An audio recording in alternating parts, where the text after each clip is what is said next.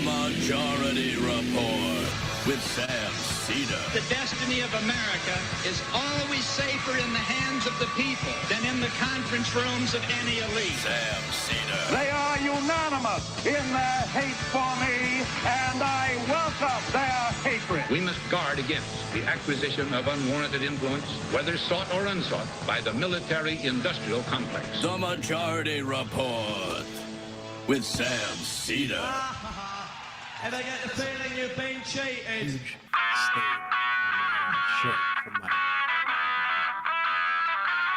It is Wednesday, January 11th, 2023. My name is Sam Seder. This is the five-time award-winning Majority Report.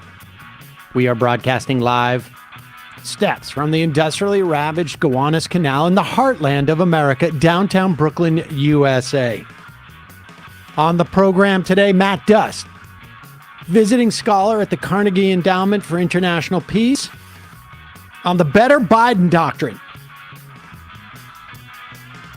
Then, Sarah Miller, executive director and founder of the American Economic Liberties Project, on corporate America's worst nightmare, Lena Khan, and what they're doing at the Federal Trade Commission. Meanwhile, finally, a massive disruption to air flights that Pete Buttigieg didn't have the ability to prevent. U.S. on track for a brush with the debt ceiling at the end of January. Expect that to be punted multiple times, though. House approves Republican so-called weaponization of government panel. Alabama Attorney General says he'll prosecute women who take abortion pills. Pritzker signs Illinois' ban of assault weapons. Moderna plans a 4,000% markup on COVID vaccines.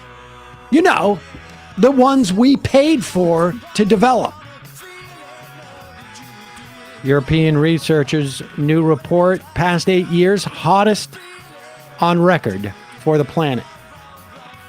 U.S. to train Ukrainians on Patriot missile defense starting next week in Oklahoma. And the Trump finance chief gets 5 months in prison. Meanwhile, Baked Alaska gets 60 days following his January 6th conviction. In Virginia, Democrats flip a state Senate seat that may just save abortion rights in that state. And lastly, the U.S. Consumer Product Safety Commission considering a ban on gas stoves in the wake of increasing reports and studies showing they contribute significantly to child asthma and neurological problems. More health externalities from fossil fuels, huh? Surprising. All this and more, as well as the completely unexpected return of Emma Vigeland. I just thought I'd drop in. All this and more on today's program. Welcome, ladies and gentlemen. Big day here. Emma Vigeland, who we had already rented out her locker. We had What's the rental price on that here in downtown It's Brooklyn? not that high. Yeah. Whoa! Look at Bradley. There we go. Early sound drop. Hello. Emma And Vigeland. it is hump day. It is hump day, too, just in time to reclaim your trademark slogan. Emma Vigeland, welcome back to the program. Thank you. Thank you. Do I look tan? You do. Okay, good. Because if you'd said no, it would have been a slur. You know, I'm from New Jersey, right? You've got to compliment my tan. That's the thing. Yeah, it's all I right. had no idea. absolutely had no Okay, idea well, about that. I mean- I'm still not even clear on it. Okay, well, To be honest with you. you got to watch Jersey Shore to get it. I will not be doing that. But welcome back. You you didn't miss too much. Okay. Republicans finally settled on a Speaker of the House, and we're just waiting for the crap show to ramp up. And on day, I don't know, I guess 3 of having a new House leader, or day 1 really of the Congress in session, the Republicans passed a bill to cut funding to the IRS. Now, we know something like every dollar that the IRS is given in terms of budget has somewhere between a $5 and $8 return, because their job is to get revenue from the country. It's the Internal Revenue Service. And the revenue comes back in the form of catching people who have not paid their taxes. And they do this by auditing people. And we also know that when their budget was cut significantly 10 years ago, they increased the rate in which they audited lower income people because they didn't have the resources to go after the millionaires. Now, they still audit millionaires at a higher incidence than lower income people, but that shifted the disparity in which it was 10 years ago, shifted so that there was still more millionaires, but the ratio was not as dramatically different. My understanding is that's because like the not millionaires get audited through like more algorithmic style automated processes. Exactly. It's cheaper to audit them. And then you're in more of the volume business than you are in the margin business in terms of driving revenue. When you get a little more resources, you can start going after the bigger fish and win and get more money.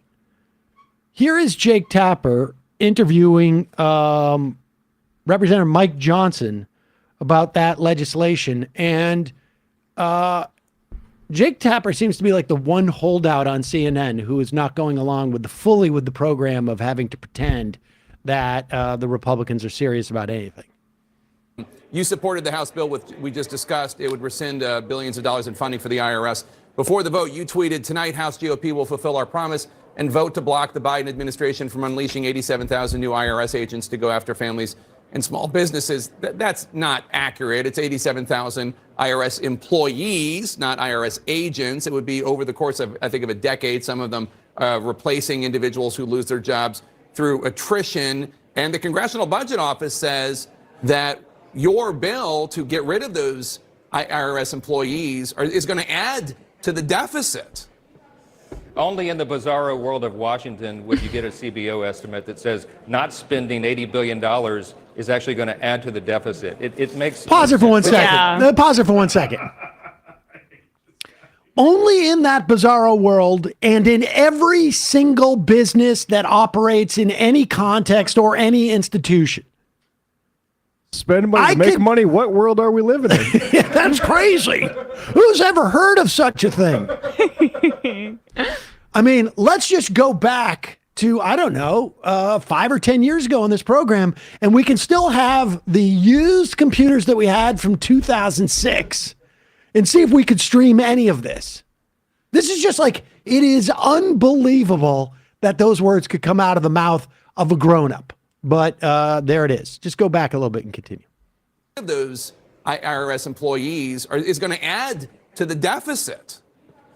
Only in the bizarro world of Washington would you get a CBO estimate that says not spending $80 billion is actually going to add to the deficit. It makes no sense. Because of enforcement for people who are avoiding paying their taxes. As you know, about 10 years ago, if you made more than $10 million a year, 1 out of 5 people like that would be audited. Now it's down to like 3.5, 3.6%. The really wealthy people are getting away with not paying their taxes, corporations too. The intent of hiring all these new agents would have the effect of going after hardworking families and small businesses. That is not a Republican talking point. That comes from the Joint Committee on Taxation, which is a nonpartisan group. They've evaluated this, and they know that it will be the low-hanging fruit that the IRS will go after first, and that's the small business owners and those who are struggling to be entrepreneurs and job creators. And they're the risk takers in our economy who provide jobs for more people. They are not the ones that need scrutiny. What we want, Jake, the Republican Party wants, is an IRS that works for hardworking families, not against them. And that's what this was going to be about, and that's why we fulfilled our commitment to repeal that funding on the very first day. I'm glad we did, and I think if you poll this across the country, I think most of America agrees with us. Well, it depends on what you're presenting in the poll. Are you saying 87,000 agents are coming at you, booga booga? Or is it just funding for IRS enforcement, 87,000 people over the course of a decade? They would be focused on going after individuals who don't pay their taxes, mainly wealthy people and corporations. I think you'd probably get two different answers. Well, maybe, but when the Joint Committee on Taxation publishes something and presents it, it's given a lot of weight because, again, they're nonpartisan. This is not Republican talking points. This is what the evaluation and the analysis of the White House's proposal and the legislation last year, what it would actually accomplish. And so we disagree with that. We have a different agenda, and I think it's the agenda of the American people. But I quoted the CBO, and you went after them. They're nonpartisan, Listen, too. The CBO doesn't have a lot of credibility here right now. Oof. Their analysis is wildly inaccurate in a lot of ways, and they don't always do appropriate analysis. And appropriate analysis. Some reforms in that arena as well as we go forward. We have to have dynamic scoring. We have to look at reality when we give estimates on what. Pause it. First off, there's nothing more dynamic in terms of dynamic scoring than if you spend a certain amount of money and hire people who are going to go after more revenue, then you're going to get more revenue. That's dynamic scoring. Yeah, he also says that they are not the ones that need enforcement, these small business owners. That's exactly the point. I mean, the small business owner is a myth, but he's claiming, and Tapper's doing a good job there of undercutting it, that this is going after the mom and pop shop or the little Joe down the street. No, this is designed to go after the millionaires. Let's be clear. Also, mom and pop and little Joe down the street or whoever it is, they're supposed to pay their taxes too. Yeah, right. Everybody's supposed to pay their taxes, but they're going to go where the biggest pot of money is, and that's with millionaires. And we know that when you cut the funding, the number of millionaires who get audited goes down. Keep going. Have dynamic scoring. We have to look at reality when we give estimates on what legislation is going to cost. And the CBO doesn't do that all the time. I mean, when they come out with an estimate on Capitol Hill right now, there's lots of eye rolling, typically. And that's a problem. And that's part of the problem we have with transparency and doing the American people's business in the way it should be done. And we are working every day. We're going to continue to work to reform these processes to make Washington work for the people again. Look, this is common sense ideas that will yield transparency and accountability, and I think everybody's for that. I'm just saying, why not just be honest about what the bill would actually do? I am honest. You said 87,000 IRS agents. That's not Jake, what it is. Jake, that is exactly what it is. That is the Treasury's own published report in 2021 that they said, as you noted, over a 10-year period, they wanted to add 86,800 and something employees, agents. And not agents, employees. Oh, Jake, you know what all those positions are going to be? Have you seen that analysis? Yeah. He just wants to paint some sort of picture of the IRS agent coming down your door. The jackbooted thug. 87,000 Jason Bournes for taxes. To assassinate you. Coming in your small business, breaking open the back door, going through the till. And the family never saw him again. Emma's Bookie says, curious what you guys think of the new requirement of people have to report Venmo Zelle transactions over $600. That's been put off as far as I know. I'm obviously not for defunding the IRS, but that provision does seem like it'd be used to go after normal taxpayers versus normal tax evaders. Well, I don't know what it means to me, go after normal taxpayers. First off, it has always been the case that it is your responsibility if you pay someone for a service, a business service, $600, and you're a business, you've got to mark that and note that as a 1099. That's just the bottom line. It's always been the case, regardless of whether you do it through Venmo or Zelle or whatever. Yeah, they're just updating it to incorporate the new technology. But if this is like you're sending money to your friend or your kid, you don't toggle that thing on whatever it is or Venmo and say it's not for business, and then you're fine. I mean, look, it's a hassle. My daughter, I'm quite convinced, is going to be over $600 in selling her Depop stuff. And I have to deal with that. It's pain, without a doubt. And I think maybe there's an argument like, bump it up to $1,000 because I can tell you the profits are not extreme on that.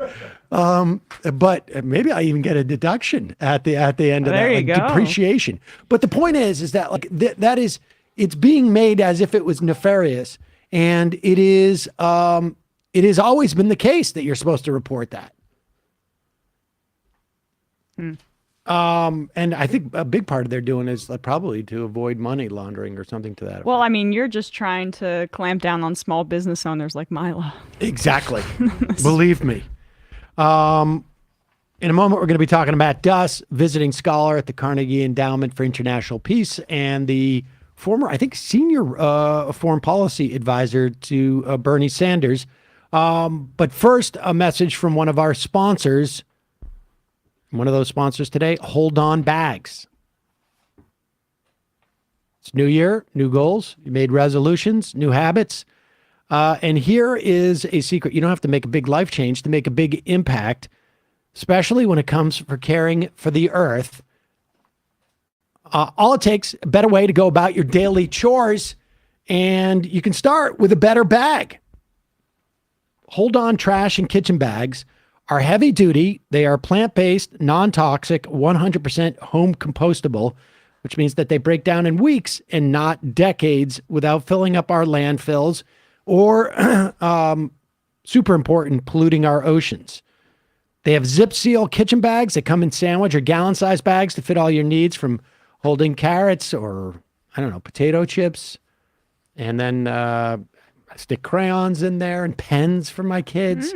For me, I'm not going to lie, the biggest use of bags now that I have, I mean, I use them for the kitchen bags, but on a multiple times a day, this is where I really see it, is the cat poop. I've got 2 cats. I don't want them there, but they're there. And the amount of poop, and frankly, I don't want to get too graphic, but diabetic cats pee like you can't believe. And the number of bags I go through in the course of a day, I don't know, like 3 or 4 bags. And the idea that these things are going to break down in a matter of like in a week's, at least, it probably totally gone within, a year or whatnot. The point is, they're not going to fill up the landfills. They get into the ocean, they're going to fall apart immediately. And it's just much safer for the planet and safer for animals in the ocean. What? Yeah, well. Are they animals? Yeah, fish. Mammals? Yes. Mammals. Fish? There's Those are fish animals. and mammals. All right. Fish are animals. Anyways, the point is, Hold On wants to be part of the growing rusty. movement away from single-use plastic, and which is, of course, the worst kind of plastic. At every stage of production, disposal, decomposition, those fossil fuel bags are doing harm to our earth, our water, and even our bodies. That's where you get some of those like forever chemicals that we all find in ourselves now these days. Hold On bags are made from non-toxic ingredients. They are made from plant-based renewables. Hold On trash and kitchen bags meet the highest standards of compostability. They break down in weeks, not in centuries. I mentioned this stat multiple times. 40% of the bags of the plastic that exists on our planet now has been produced in the past 18 years. Oof. We're in trouble when it comes to plastics, folks. This is not a panacea, but I mean, if everybody was using these bags, we'd be in a lot better shape. Shop plant-based bags and replace single-use plastics all over your home. Visit holdonbags.com/majority or enter majority at checkout. Save 20% off your order. Sustainability has never been more simple. That's HOLDON, holdonbags.com/majority or enter majority. Receive 20% off your order. Small things can lead to lasting change if we stop and we say, hold on, there it is. What's that? Beautiful. Folks, we're going to take a quick break. When we come back, Matt Duss will join us.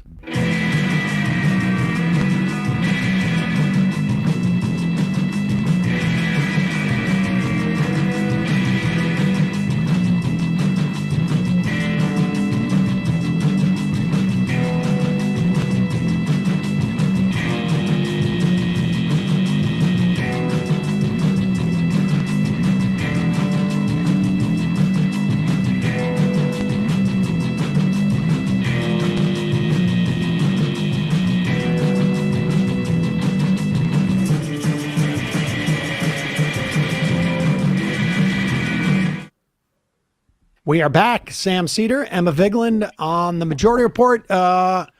Welcoming back to the program, Matt Duss. He's now visiting scholar at the Carnegie Endowment for International Peace, former senior policy advisor, foreign policy advisor to Bernie Sanders.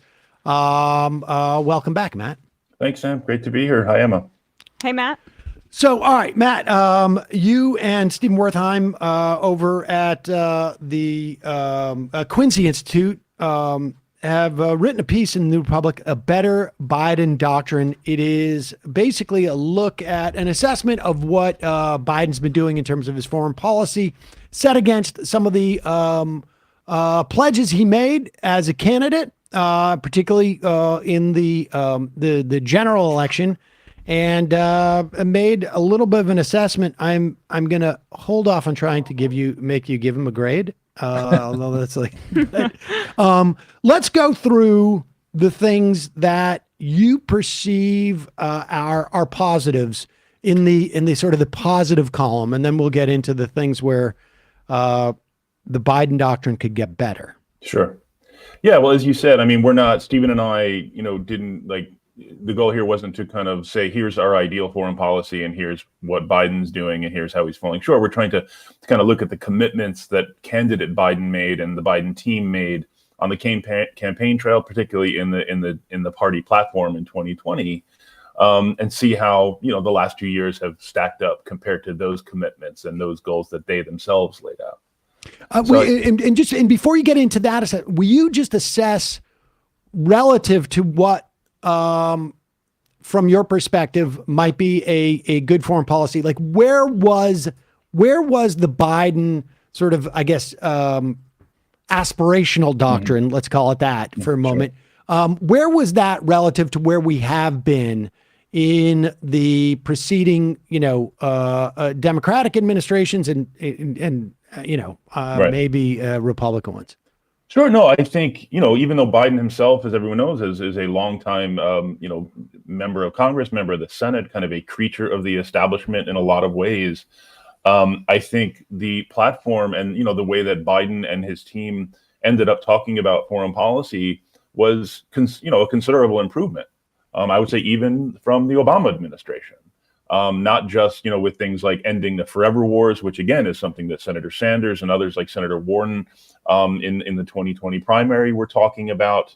Also, as we note in the piece, Biden's speech, for example, that he gave, the first big speech he gave to Congress in April 2021, I think, where he had the first, where he essentially announced. Where he essentially announced the end of the neoliberal era. I think that's a huge step forward for the president of the United States to basically come before Congress and say, listen, the economic model that we've been using for the past decades has not delivered the American people. The American government is now going to be spending money and investing in American communities now in a big way. And I think that's important. And that obviously has global implications because the kind of global, the neoliberal model of globalization, as we've seen, has contributed to enormous inequality, both here in the United States and around the world. It has contributed to the rise of authoritarianism. We can talk more about that. And this, the kind of democracy versus authoritarianism framing has its real issues and concerns. But I do think as a general understanding of, what should America be trying to do in the world and how should we be trying to do it and what tools should we be using, I think you saw a lot more creative thinking and frankly, a lot more openness to voices from the left in the progressive wing of the Democratic Party and beyond, at least in the fashioning of the platform.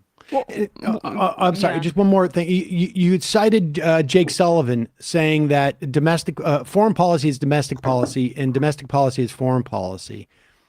What are the implications of that statement? Because it does feel like in the past, there has been a specific attempt to delineate those two things so that the implications of foreign policy and the motivations behind our foreign policy are obscured on within the context of domestic politics. Right. I mean, I think what that shows, this is one of those things that people in Washington would say all the time, including, I think, John Kerry, when he ran for president, we need to be strong at home to be strong abroad. It's one of those kind of talking points that you hear, but I think you see a real attempt to actually think through what does that mean. Why do we need to? Why? It's a way of thinking about foreign policy that says every decision we make, every policy we undertake around the world, there needs to be some way to justify this to the American people, to say, this is how this makes your life better. This is how this benefits your community. This is how this promotes our security and prosperity. Because I think, what we saw, 2016 was a wake-up call for a lot of people for a whole bunch of reasons. Donald Trump's victory, but not just Trump's victory, but I also think the kind of the phenomenon of Bernie Sanders' critique of the establishment resonating so widely. I think, for those who were willing to listen, and I do think there are people on Biden's team who were listening, and that includes Jake Sullivan, the lesson, who of course was a close advisor to Hillary Clinton. The lesson was the way we talk about policy in Washington, particularly foreign policy, is completely detached from the lives and realities of so many Americans. And they are deeply skeptical that people in Washington care at all. And that's one of the things that contributed to the kind of populist upsurge for good and ill. Obviously, as someone who's close to Bernie Sanders, I think there are huge positives to progressive populism. I have obviously very real concerns with right-wing authoritarian populism. I would make that distinction. But the basic point here is that there needed to be a serious rethink about how we talk about and implement foreign policy. And we have to be very, very mindful of how we justify this to the American people. Yeah, I think that more holistic view of foreign policy is reflected in this kind of like underreported positive from the Biden administration of how drastically they've reduced drone warfare in the Middle East. That was a hallmark of Obama's foreign policy, and then Trump increased them as well. And Biden has drawn them back quietly, and that's something I wish got more attention, because I think that fits nicely into your commentary about the way they view foreign policy. Right. No, I think that's a great point, and we note this in the article. That is a positive. I think the broader ending the forever wars framework, that is a kind of item that is included in the platform that Biden talked about. That's how he justified, one of the ways in which he justified the withdrawal from Afghanistan, which, as wrenching as it was, I think was the right decision. Even more so over a year later. But at the same time, one of the concerns we raise in the piece is that even though I think Biden is moving in the right direction with regard to drone wars, they've determined, I think with some good reason, that if we don't make a big deal about these things, you say it deserves more attention. I think it does deserve more attention. But that's kind of the problem here, is that their approach seems to be, if we don't give like right-wing demagogues a target to shoot at, if we do these things quietly and improve policy so that we're killing fewer people with flying robots, but we don't see it all over the New York Times, then we won't have to spend a lot of time responding to, Sean Hannity and Tucker Carlson and whomever. But the downside of that is, you're leaving those tools in place for a future administration. And you're also by not engaging in a very public and energetic debate around what the right policy should be, you're kind of leaving a consensus in place. And I think, the bottom line in my view is, if you want to change and create a better consensus around these tools and policies, you need to get into public debates and win them. I thought that was a fascinating point you made in your piece, and I hadn't really contemplated that. The analogy I see is, I remember in 2010 when the Obama administration on the domestic front was like, we don't want to expend any political capital explaining why government tightening its belt is not the same as the belt tightening for around the kitchen table. And unfortunately, they not only want to expend the capital to engage in that fight, they capitulated in that fight. In this instance, the Biden administration does not want to engage in that fight, but they're winning that fight. But it is a Pyrrhic victory if the American public is not made to understand why the use of drones is problematic, broadly speaking. Right. And that's the point you're making. And I thought that was fascinating. Let's move on to some of the other areas where the Biden administration is not meeting their own standards that they set. One of them, they've cut back on the dramatically on the drone war. They said they were going to shift their position in terms of support for the Saudis relative to Yemen, but that really hasn't been the case. Well, I think they have, significantly diminished support. They came out early on and announced that they would be ending, quote, offensive support for the Saudi war in Yemen, but they would continue defensive support, for Saudis defending its own territory. And again, being on the Hill at the time, I and other colleagues in other offices made efforts for months to get them to try and kind of, actually explain what this distinction meant. And it was very difficult. And they, my point being, like, if the president and his team are making this distinction publicly, they should be able to explain what it means publicly. And we never got an explanation that was really satisfying. But, the basic point is, yes, they significantly diminished the amount of support they were giving to the Saudis. Did they fully end support? Do they continue to supply and repair and contribute to the upkeep of Saudi planes that do these bombings, even those bombings have significantly diminished? Yes, they do. And they've also invested, and I think this deserves good credit, and we give it to them in the piece, by creating a special envoy, Tim Lenderking, whose job was to try and find a diplomatic resolution to this devastating war. I mean, they really sort of, they put their policy, money where their mouth was, so to speak. They really invested policy energy in that effort. They achieved a ceasefire and then an extension of the ceasefire. So is the crisis ongoing? It still is. Is the war ongoing? It is. The situation has improved somewhat. There are talks that Lenderking has been engaged with among the sides. He's been coordinating very closely with the UN. That's all positive. But still, the broader issue of the U.S. Saudi relationship, without question, I think, has been a disappointment. Biden said, I want to make him a pariah in reference to Mohammed bin Salman. They did this thing where they released the kind of intelligence report around the murder of Jamal Khashoggi. But since then, it's been a slow but steady kind of revert to the norm, which is a very close relationship with the United States and Saudi Arabia.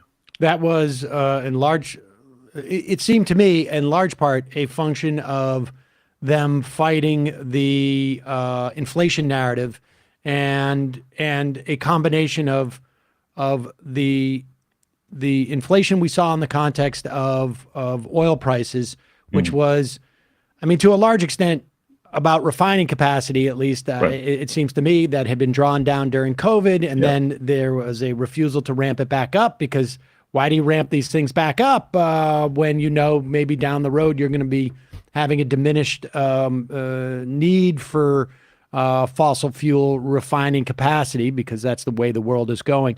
So for the past year, the invasion of Ukraine by Russia. Let's talk about that and your perspective on the Biden administration's approach to that. And then we'll get to China, which I think is far more problematic in many respects. Yeah, I mean, I think that the segue makes sense, right? Because the justification you'll hear from a lot of the folks in the administration is like, well, Ukraine changed everything.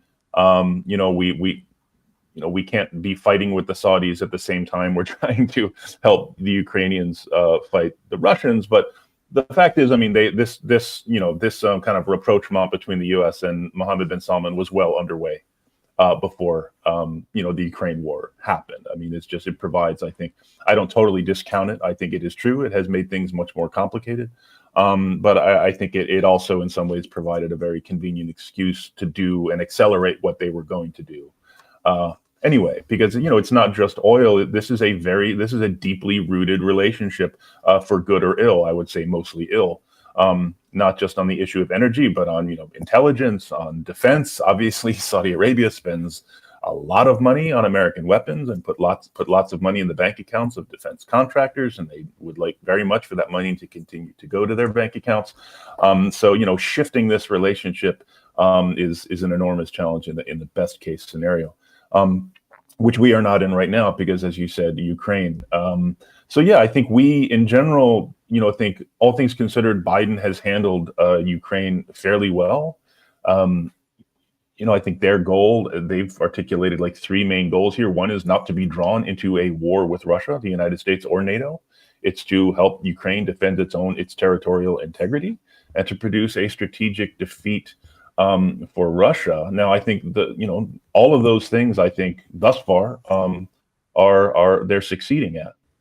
I think in my view, it's interesting, a lot of my colleagues and friends at what might be called the restraint camp, including you mentioned Quincy Institute, folks who I know and have worked with for a long time.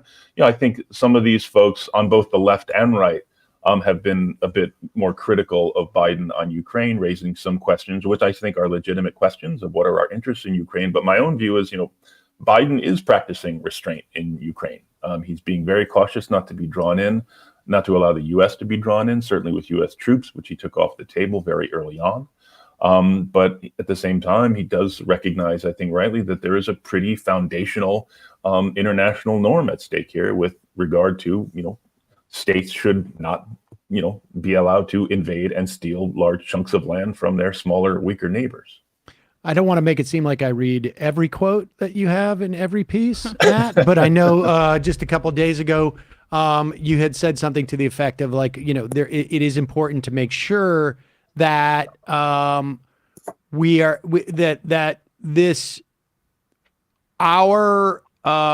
helping with the protection of Ukrainian sovereignty, I'm paraphrasing you now, it needs, we need to be careful that it doesn't slide too much into the protection of those bank accounts. And I mean, how do we do that? Like, where is the line? I mean, this has been my perspective from the beginning, is like, what's the end game here? And how do we know when we've achieved it? And how do we, again, the same, I would use the same analogy in terms of like, we're not, the administration has decided not to invest in its political cash in the fight about why drone wars are bad. The analogy here, like, how do we not increase the role of militarization if we're fighting? I mean, it is like largely, like you say, we have a strategic, there's a strategic benefit for us to have Russia's capacity to wage an invasion like this diminished significantly. Some people might refer to that as a proxy war. I mean, arguably it is. But how do we, what's the limiting principle here? Yeah. No, I think the limiting principle is, a sovereign state, democratic or not. I mean, this is why I even though I think it is good to support democracies and not support autocracies, I think, I think the issue here is, Ukraine's sovereign territory has been invaded, and Ukraine has a right to defend it. Now, that's certainly something the United States has violated in the past.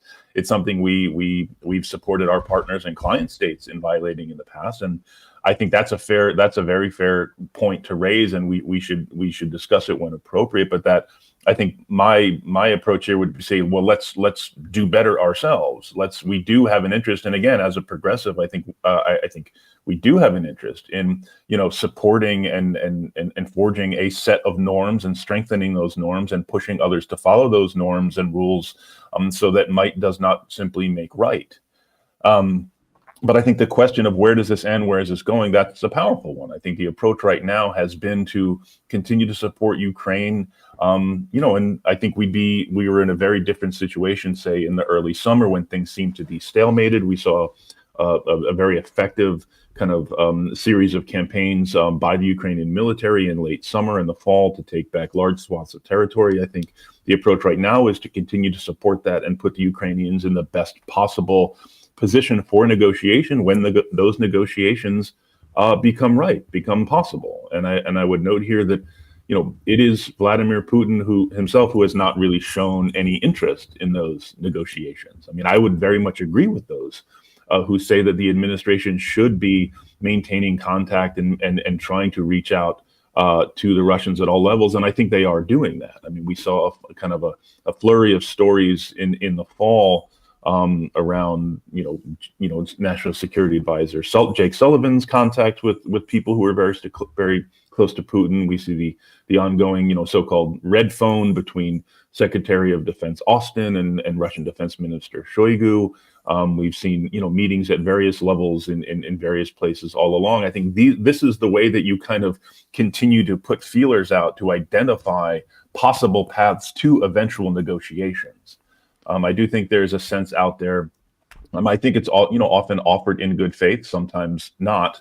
But the idea that we should just be doing more diplomacy, if we just press the diplomacy button harder, then we could end this war sooner. And I sympathize with that. But I do think, from what I've seen and read, the administration is doing the work to try to identify a credible path to a negotiated end. Let's turn to China, where it feels like we've headed in the wrong direction. And there's some tension here. I mean, aside from the fact that, like, as early as in 2012, I can't remember what ship I was on. I was stuck in Long Beach overnight because they gave me a voucher. If I took a later flight from LA, that's the truth. And I wanted that cash. But I was on it was like a warship on Long Beach. Maybe it was an aircraft carrier. And I went into this room, and there's a guy there, and there's a whole map of the U.S. fleet. This is like 10, 15 years ago, and they had just moved everything over to the Pacific for the Asian pivot. And then, of course, the TPP that Obama was pushing was all part of this Asian pivot. And we see this increasing sort of I'm quite convinced that Iraq, frankly, was about China as well. I've told the story many times about Gary Hart's 21st century threat to U.S. Security held and that wrapped up, and told the Bush administration that it was non-state terrorist that they should watch out for. And there was one person on this committee who, every time they met, kept bringing up China. When they finally laughed her out of the room, she never came back. But that was Liz Cheney, or Lynn Cheney, I should say. Lynn Cheney. And so, but if you remember, not to just stay in this room. China was the new hotness right before 9/11. Folks remember this. Remember the Hainan Island incident very early in the Bush administration. You had an American plane that was essentially forced down by Chinese fighters. Through the 90s, China was going to be the new big enemy. This city was getting ready for that. And all of a sudden, it turns out, no, actually, we're going to slot in terrorism for the Soviets instead of slotting in China. But now we've kind of returned to plan A. And there's some the COVID showed the need to sort of make our supply lines a little bit bit closer and a little bit more durable. But there's a way of doing that where we do not decouple ourselves from China, because having that reliance on China also inhibits the potential for some type of conflict, because we're in the same boat. They need us, we need them. The way that we make our supply lines more robust is as important as making them more robust. No, that's absolutely right. And this gets to the broader issue here. It's we need to diversify and create redundancy and resiliency in supply lines, because that is good for our country. That's going to protect us from a whole range of potential crises. We need to invest in American industry and, in American communities, because that's what the American government should do for American communities. We don't need to justify all this, or we shouldn't need to justify all this on the basis of this is how we fight China. And yet, unfortunately, this tends to be, a way of pressing the easy button in politics, is to justify it all in terms of this is how we defeat the big new enemy. And I understand that impulse, but I think, and as Steven and as I write in the piece, yes, there are certainly very legitimate challenges and concerns with the Chinese government and their policies and their vision for China's role, versus the United States in the world. We should be clear-eyed about that. But the administration does seem to be moving in a direction of, basic of, any economic success, or I'll put it this way, that crushing China economically and suppressing China's economic growth is part of how we win. And here, this is an area where I think President Biden's rhetoric and his policy are telling two different stories, as we put it in the piece. I mean, President Biden, and we appreciate this, whenever he speaks with President Xi, or, he speaks about U.S. China policy, we don't seek a Cold War. We're not seeking conflict. We need to identify areas of cooperation. And that is good, because that is all absolutely true. But when you see things like a few months ago, the announcement of restrictions on semiconductors, these are very severe measures. Because ultimately, as I said, we're going to be clear-eyed about, China's policies and its goals, and, compete with them where we can and must. But ultimately, we need to find some way of coexisting. And I think that the policy is sort of locking us into a very competition, if not conflict, frame here.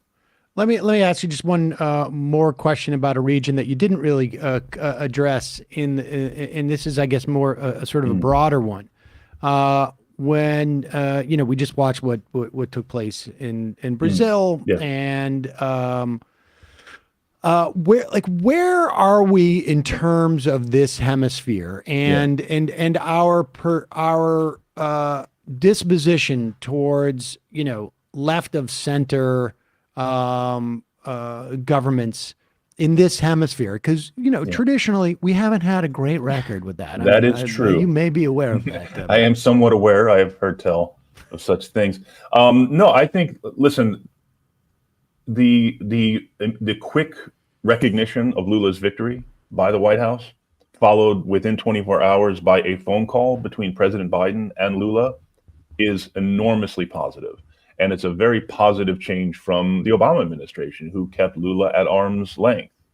So, I mean, this is an area where I think there has been really positive change. And part of it is that, this is Biden responding to a different political environment. And I'll just give credit here to Senator Sanders, who has been, very vocal about this, particularly, about Brazil's elections, because Bolsonaro very clearly modeled himself on Trump and was very clearly teeing up a Stop the Steal movement for the election. Senator Sanders, along with Senator Kaine, offered a resolution out of the Senate making clear that the U.S.-Brazil relationship would suffer, including the military relationship would suffer if there were any shenanigans. That resolution passed by unanimous consent, but that kind of affirmed and was meant to underline and reinforce, I think, some of the messages that the administration was already sending, including by dispatching CIA Chief Bill Burns, Secretary of Defense Austin, and Jake Sullivan himself down at various times for consultations with their counterparts in Brazil to send that message that we want a free and fair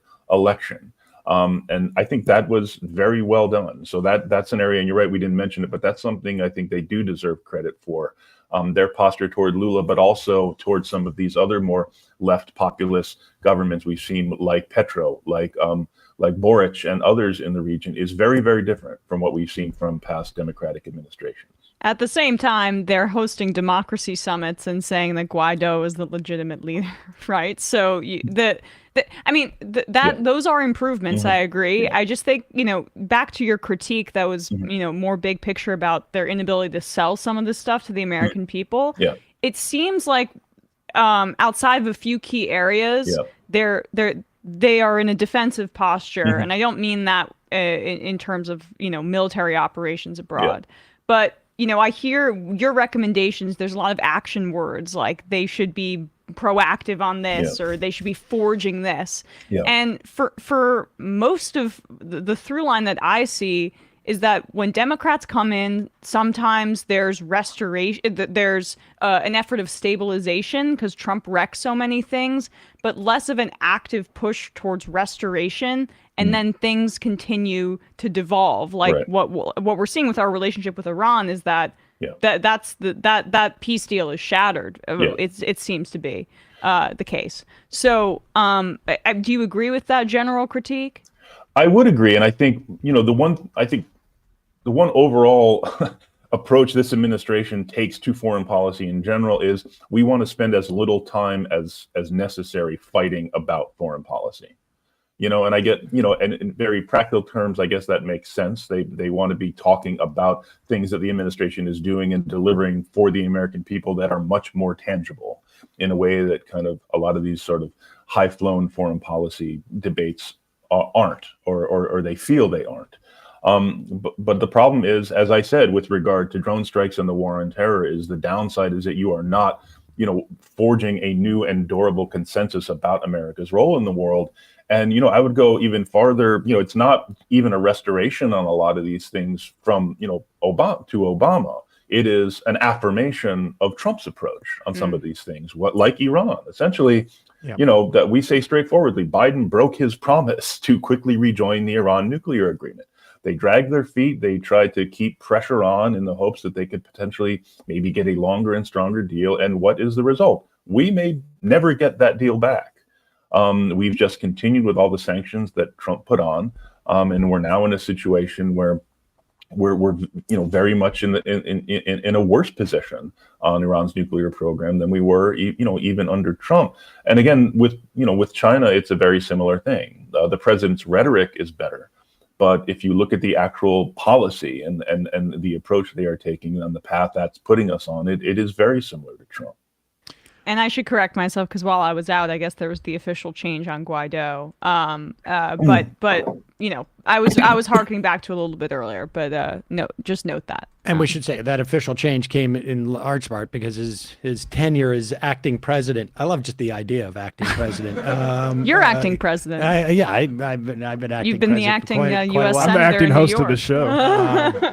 I love the idea that one can be acting president, and that term, I guess, his term came to an end. But Matt, I had a lot more questions. We're going to have you back because we didn't even touch on Africa. But I think in a large spot, the perspective, it's sort of it seems rather ad hoc when it comes to a large swath of that continent. But we will talk more about that next time we have you. Matt Duss, a visiting scholar at the Carnegie Endowment for International Peace. We'll put a link to your piece that you wrote with Steven Wertheim in the New Republic, and talk to you again soon. Thanks for your time. All right. Thanks a lot. Thank you.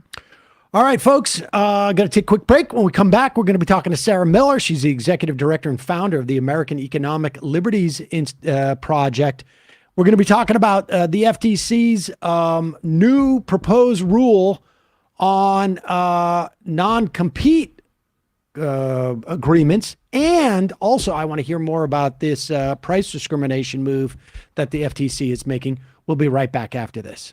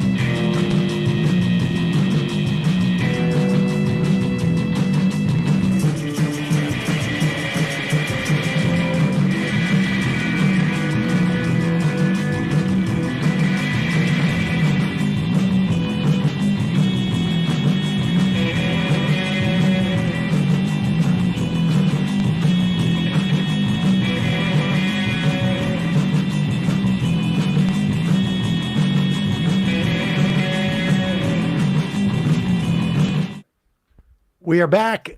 Sam Seder, Emma Vigland. Want to welcome to the program Sarah Miller. She's the executive director and founder of the American Economic Liberties Project. Sarah, welcome to the program. Hi, thanks for having me. So Lena Khan has been very busy over the past couple of days in particular, but I mean, really, since she's been the chair of the FTC, there's two things I want to talk to you about. One is it is a proposed ban on non-compete agreements. My understanding is there is now the comment period has started. It is about probably, I think we got 58 more days or something like that, maybe 57, where people can comment on this proposed rule. It was voted on 3-1 to get to this stage where they will take the comments from the public. give us some background on this proposed ban. Great. So non-competes affect roughly 1 in 5 workers in the country. That's around 30 million people. They affect high-income workers like executives. There's a very high prevalence of their use among kind of that cohort of the workforce.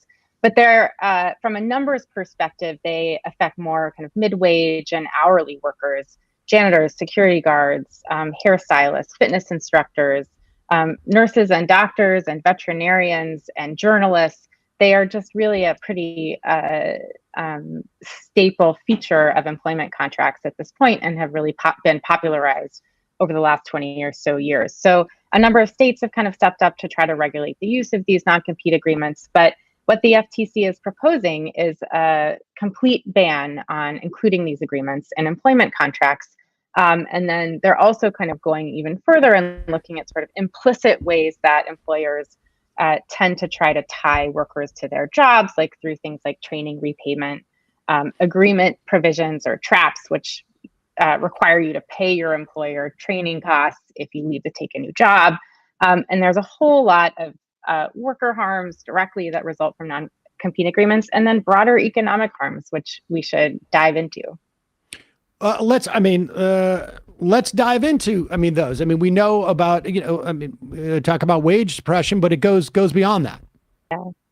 Yeah, the FTC's economists found this kind of staggering figure that there's an annual kind of decrease in workers' wages by roughly $300 billion.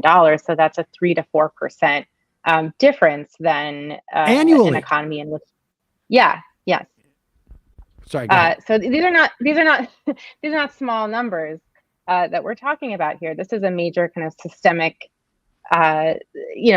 systemic kind of counter pressure on workers' wages in this country, right? And so I think there's an impact both on your paycheck, right? Not only for workers that are subject for non-competes, but from workers that are locked out of competing for positions in a more kind of robust labor market, right? So it doesn't only affect workers who are bound by these, but it affects the labor market as a whole. It affects your ability to go start a new business if you have an idea. These non-competes prevent you from starting a competing firm. So that depresses innovation, it depresses economic dynamism, it depresses job creation because startups and smaller firms are such a crucial part of the job creation machine. And it hurts employers in lots of ways too. If you're an employer, you want to be able to compete for the workers that are right for you. And this kind of locks people into certain jobs and really gums up the labor market. So, I think good for Lina Khan for seeing that this is a practice that has both implications for individual freedom and well-being, but also has systemic economic implications that are really harmful both for the labor market and for the economy on the whole. Well, you mentioned like the fact that white collar workers will get non-compete clauses, right? And that's, I think, what most people associate non-competes with. But some of the examples of, you said 1 in every 5 workers, that's just a staggering figure, right? Some of the examples of people who will be forced to sign non-competes are, say, if you're working at Jimmy John's, right? And they don't want you to go and work at Subway or something like that. Exactly. These go all the way down to minimum wage jobs, and that's really where it's most harmful, frankly. Yeah, I think it's harmful across the board. Certainly, there's an impact in the healthcare sector when you have doctors locked into jobs and you have exploding healthcare costs. So I think that's an important thing to keep in mind. But you see some of the most marginalized workers, like Jimmy John's employees, and Jimmy John's use of non-competes and the lawsuit that I think the New York AG brought back in 2014 sort of put this on the map in the first place as a really pervasive and abused part of the employment kind of landscape. It is exactly right. So I think this looks at this practice. It looks at the authority. The FTC looks at the authority that it's been given to prohibit unfair methods of competition. And it seems pretty clear that they have the authority to promulgate this rule. So they've put it up for comment, 60 days. Then they revote after 60 days, and let's presume that the majority of comments they don't have to follow the comments. They're not, this is not a vote, but not a plebiscite, but this is, a way to get different ideas. And so they can have different perspectives. It's also statutorily mandated that they do this when they're promulgating a regulation.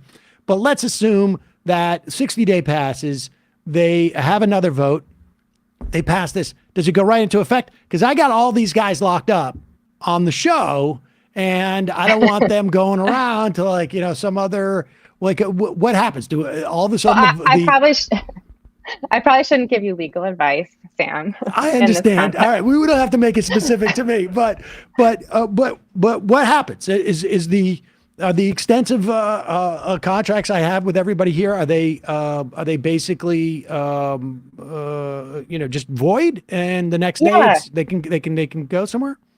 Yeah, so there's two ways to think about this. So I think if you want to look at it from kind of a formal legal standpoint, the FTC will put out a final rule at some point after they've reviewed the comments and made any revisions. And then that rule will have 180 days to take effect. So firms will have 180 days to comply.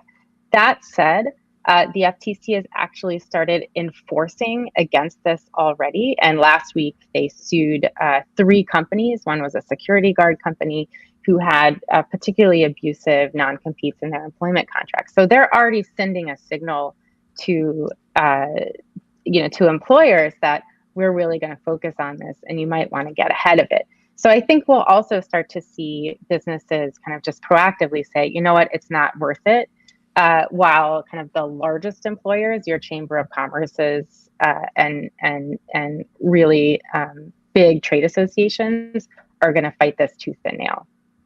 Let's talk about Section 5, because one of the things that is one of the implications of this is that it's supposedly going to revive Section 5. What is Section 5?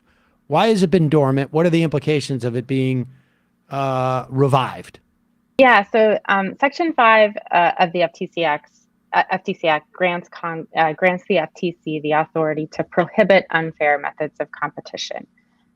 Historically, over the last 40 years in particular, the FTC has had a very kind of narrow view of what its role is. And there's been a lot of debate and conversation about that, as I think policymakers and the general public have become more aware of the kind of severe consequences of corporate concentration all across the economy. So this is coming in the broader political context that centers kind of the need to attack monopoly power and to approach this from a variety of ways in the kind of political discourse.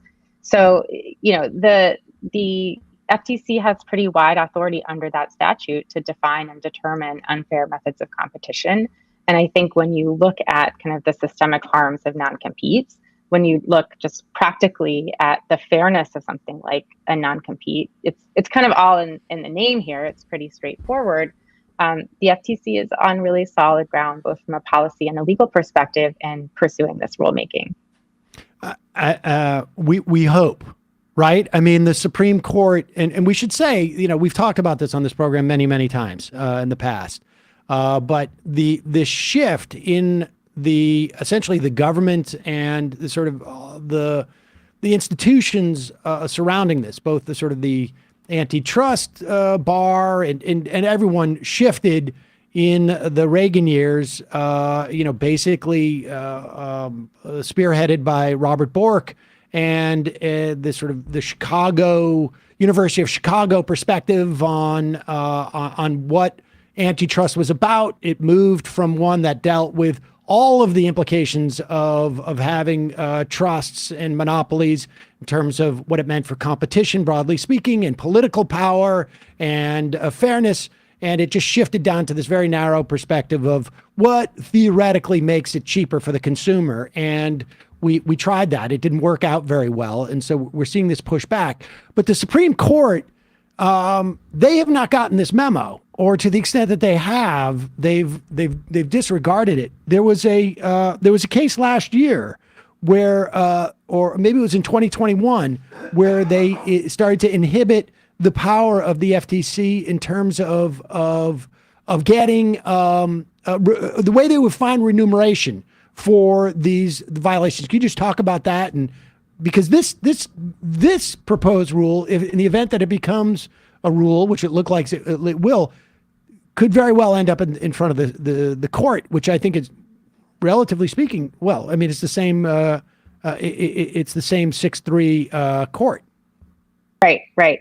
I think one of the interesting things to note about both the Department of Justice's kind of antitrust litigation strategy and the FTC's is they're very cognizant of the need to expand the boundaries of antitrust law from this very narrow set of interpretation that judges have kind of built into the case law over the years. The DOJ just won a kind of case against two large publishing companies that they argued on behalf of the labor market and the impact that it would have on the labor market. So what we're seeing, I think, is a slow and an inconsistent shift in the judiciary around how they're interpreting and deciding antitrust cases that touch on different kind of areas under the agency's jurisdiction. Obviously, I think the Supreme Court has proven to be fairly hostile to the administrative state in many cases. The politics around the non-compete rule in particular, I think are very interesting. We saw Republicans step up and support this ban. We've seen Republicans work with Democrats on bans that would apply to lower income workers. And in general, the politics around antitrust have been very scrambled and often bipartisan in surprising ways. So there's real kind of debates happening in corners that you wouldn't expect. Last month, Jonathan Cantor, who's the head of antitrust at the DOJ, gave a long talk at the Federalist Society of all places. So while, I kind of hesitate to predict a Supreme Court decision that, might come down the line, I think this presents a really important and galvanizing political fight. And, we're trying to encourage as many people as possible to weigh in and kind of share their stories through the comment process. I think that will be really important. So let's move to the second big news of, I don't know, the week, or at least of the new year. The FTC is now investigating, or there's a preliminary investigation of Coke and Pepsi relative to something called price discrimination, which it runs afoul of the Robinson-Patman Act, which when I read that, I thought Matt Stoller, who I know also works at the American Economic Liberties Project, was, couldn't have had probably a bigger smile on his face on that day. Everything I know about Patman, I know from reading his book. Explain to us what this is and what the implications of this is, and what the implications of reviving the Robinson-Patman Act. I mean, the interesting thing about this is that for years, I mean, going back to 2014, 2015, maybe even earlier, when there was this sort of nascent revival, which I know you were a part of at a different outfit, a nascent revival of antitrust. And I would interview people about it, and everyone was saying, like, we don't need to pass any new laws. It is really just basically all these tools are there. It's just the people have to decide that they're going to use a hammer again as a hammer instead of, like, I don't know, a paperweight or a door, like a way to keep a door open. And that seems like it's happening now with this administration. Tell us about this price discrimination investigation and the Robinson-Patman Act. Yeah, I will. Non-competes are pretty straightforward and simple. Robinson-Patman Act is a little bit more complicated. So earlier, or I guess towards the middle of last year, the FTC took its first step to start reinvigorating the Robinson-Patman Act, and they looked at pharmacy benefit managers. So they looked at drug prices. The Robinson-Patman Act prohibits not only price discrimination, but also commercial bribery. And so the fee structure between drug manufacturers and pharmacy benefit managers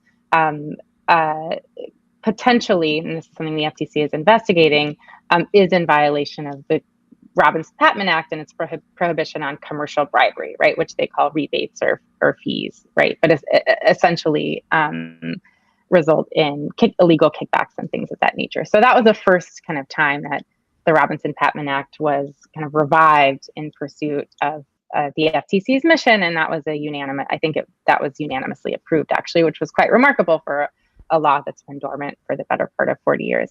The reporting yesterday, which I don't think has been confirmed by the FTC, but certainly has been a main focus of one of the FTC's Democratic commissioners, Alvaro Bedoya, would look at price discrimination in the beverage market, so Coke and Pepsi.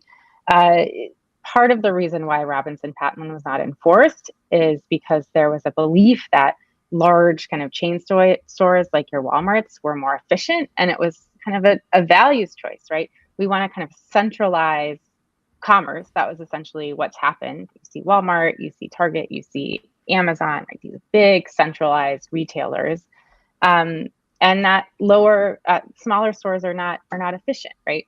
And so the way that the larger chain stores help us kind of centralize their power or exercise their market power is by extracting lower prices from wholesalers that smaller firms can't get because they lack the bargaining power. So for Robinson-Patman essentially made that illegal and said, if you're a wholesaler, you have to sell your carton of orange juice to Walmart at the same price that you sell your carton of orange juice to Bob's Groceries down the street.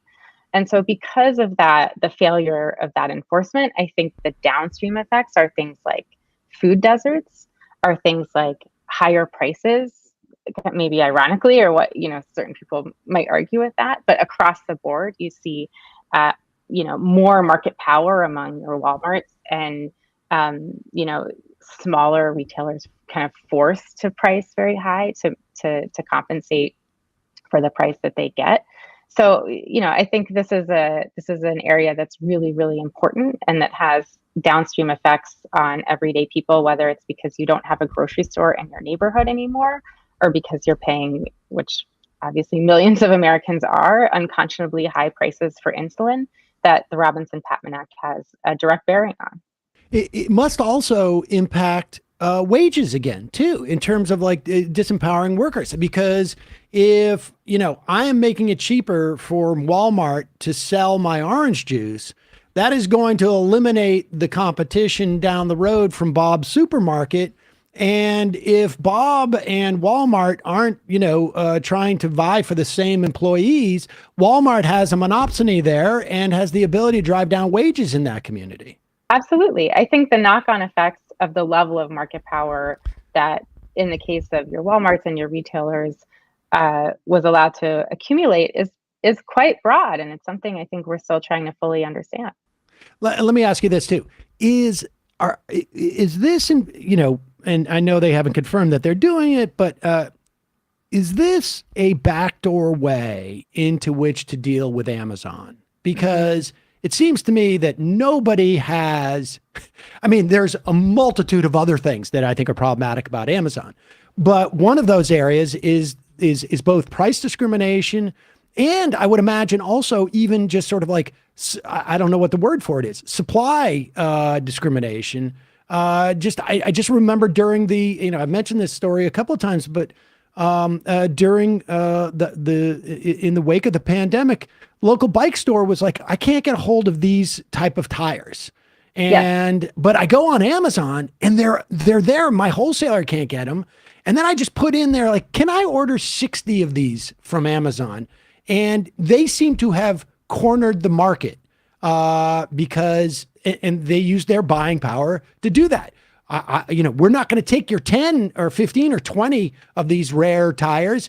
And if we don't, you're going to be stuck with them. We're going to take all 60 of them so no one else can sell them.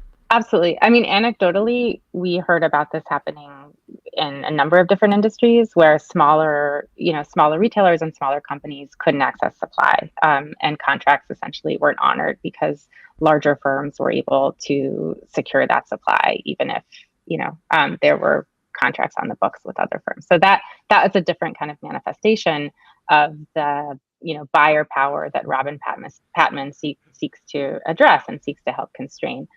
I think one of the examples of how this power has been abused comes from Amazon. It's when they acquired diapers.com by simply underpricing diapers. So they lost money on their diaper business until diapers.com was faced with a choice. We sell to Amazon, we let Amazon acquire us, or we're going to go out of business. And under kind of the Robinson-Patman Act legal regime that's currently in place, that was deemed legal. I think there's a real question as to whether that sort of predatory and abusive behavior that kind of forces a business to either sell or die should continue to go unenforced.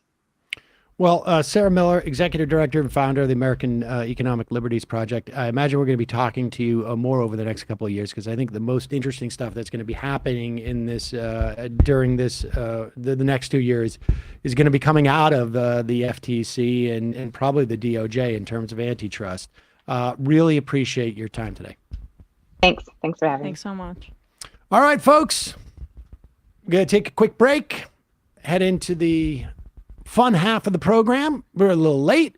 What are you going to do? Yeah, two good guests. You got to go late. What are we going to do? We've got to, hopefully we'll get some calls from, some folks on the IM have said that they're going to call in. They've either visited the nurses' strikes in New York City over the past day or two, or maybe they're going to call in from the, the picket lines. That would be great. Yeah. The number is 646-257-3920. Also, just want to remind you, it's your support that makes this show possible. You can become a member by going to jointhemajorityReport.com. When you do, you not only get the fun half, but you also get the free half free of commercials. You help this show survive and thrive, and you get search. You can IM the show as a member through the app at Majority App. Just a reminder, the Android app is out. Kyle actually did an update last night, because there was some one or two little bugs for some one of the 15,000 Android devices that exist out there. So go get it updated. Update it. Again, if you have any bugs with it, do that. And Bradley Fan Club says, excellent interviews this year so far. Is your refrigerator running? We have a little construction outside. That's happening all over the place. I had jackhammer last night at 3 a.m. in the morning. Oh my gosh. Wait, really? Yeah, there was some water main broken. Oh, it was an emergency thing. Okay. Yeah. No, I mean, there's construction right behind my apartment, and every day right at 8 a.m. in the morning.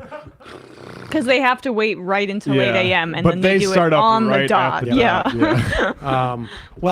So don't forget, folks, you can become a member because of that. JoinTheMajorityReport.com.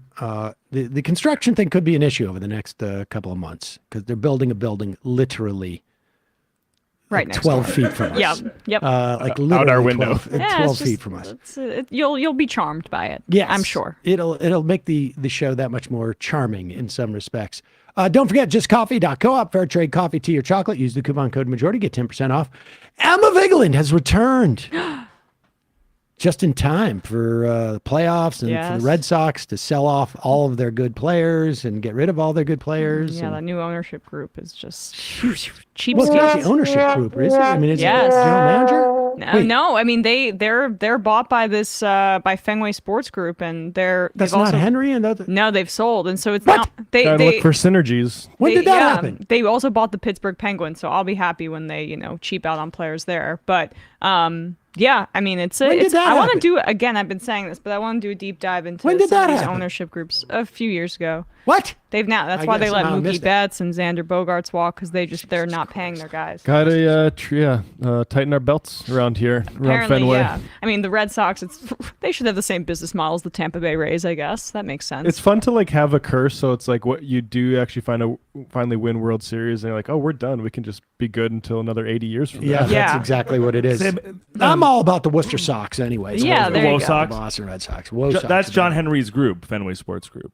Is his they own the Penguins, the Sox, and Liverpool. So how's that different from what he had before? Well, it's different because they own it's an ownership group that owns a bunch of different. They also They've own expanded. Liverpool, they're right? owning. They just expanded. Like they're becoming more of like a multi. So they're becoming a. I conglomerate as see. opposed I to just see. focusing And so on they become baseball. profit motivated as opposed I to get it. what's I happening get with the it. New I York get it. Mets, where it's They're like becoming a holding group as opposed to a. yes, Okay, I got it. and it's bad for the fans. Yeah, they shouldn't be allowed. Yeah. Well, especially with baseball because there's no salary cap, so the lack of spending hurts the Sox more than it will hurt the Pittsburgh Penguins, for example, because there's a cap, and also hockey's cheap. Wait, so what were we talking about? Oh, ESPN. We'll be back. Mega episode, and then we're back to our regular schedule. But tomorrow it's going to be a long episode. So we're going to be recapping a very eventful Week 18. I did a little update on the Damar Hamlin situation from my vacation, but I want to dive deeper into that. And as well as I think the NFL needs to investigate the Houston Texans for firing black head coaches after 1 year, back-to-back in tanking seasons when they clearly want to hire an inexperienced former quarterback because he prays with the owner named Josh McCown. I'm going to go do a deep dive into that. And, of course, Wild Card Weekend preview. Man, and my Giants are in the playoffs. I mean, it's just unbelievable. And I actually think they have a chance in this game on Sunday. So if they actually win and they're in the next they're playing next weekend, that might conflict with the show that we're doing at the cutting room. I mean, I'll still be there, but it might it might be an interesting situation. So youtube.com/ESPN show. Things are about to get really interesting with the playoffs. Things are about to get really interesting right now too, because I'm going off on two people on the who are just on the IMs. One, Eddie Munster, just says you don't have to say in the morning if you say 8 or 3x a.m. I know I don't have to, but I'm trying to reiterate that it's redundancy. It's fundamental to communication. That's right. I don't have to say you are very, very pedantic. I could just say you're very pedantic, but I want to say very, very to hit that home. And Tater Tot. I know they just locked up Devers for a decade, but I am old enough to remember Boomer. I am old enough to remember Jim Rice. I know what they do. They put a guy in there who can hit a bunch of home runs, so the games seem exciting, and they keep you interested for the season, and then they can't really deliver at the end. All right? So don't give me that. Yeah. In 2004, the first year they break the curse, what am I doing in 2004? What? It is the run-up to the 2004 election with George Bush. I'm working 6 to 9 or 7 to 10 at night. I can't see a single playoff game. Jesus. To watch Bush win his second term. Exactly. Janine and I are doing the Majority Report on Air America Radio, and I can't watch a goddamn single game. I'm like, please, why not more doubleheaders on a Sunday? They were doing it specifically to mess with you. No radio host can watch. Yeah. God. Discrimination, honestly. Matt! Yeah. Speaking of Sunday, January 22nd, 2023, this is Revolution Left Reckoning. Give them argument. Left is best live in New York City at the Cutting Room. Get your tickets at TicketWeb. Last night on Left Reckoning, we had Bhaskar Sankara to get reflective on our 100th episode. Brian Muir to talk about Lula and the sort of attempted a Jan 6th in Brazil, and our friend R.M. Brown hang around for the post game. So patreon.com/Left Reckoning to get access to that. Gonna take a quick break. I think also I'm gonna be on Give Them an Argument, I think on the 17th. I don't know what day that is. I think it's Tuesday. That plus the live show, right? Plus the live show, yeah. But we'll talk more about that in a bit. All right, quick break. Fun half. 646-257-3920. You are in for it. All right, folks. 646-257-3920. See you in the fun half. Are you ready?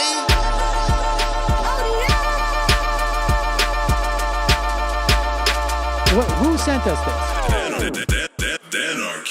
Alpha males are back. Boy is back. And the alpha males are back.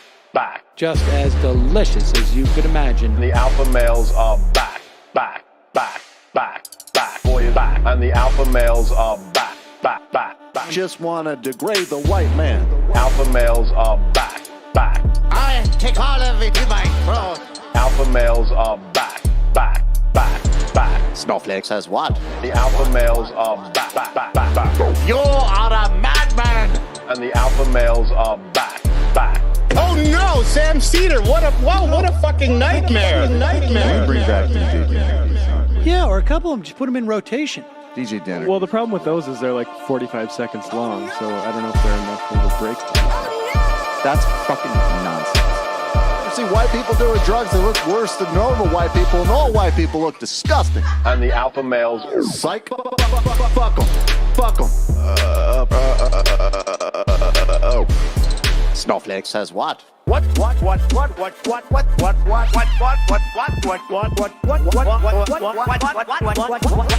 Snowflake says what? A hell of a lot of bank. A hell of a lot of bank. A hell of a lot of bank.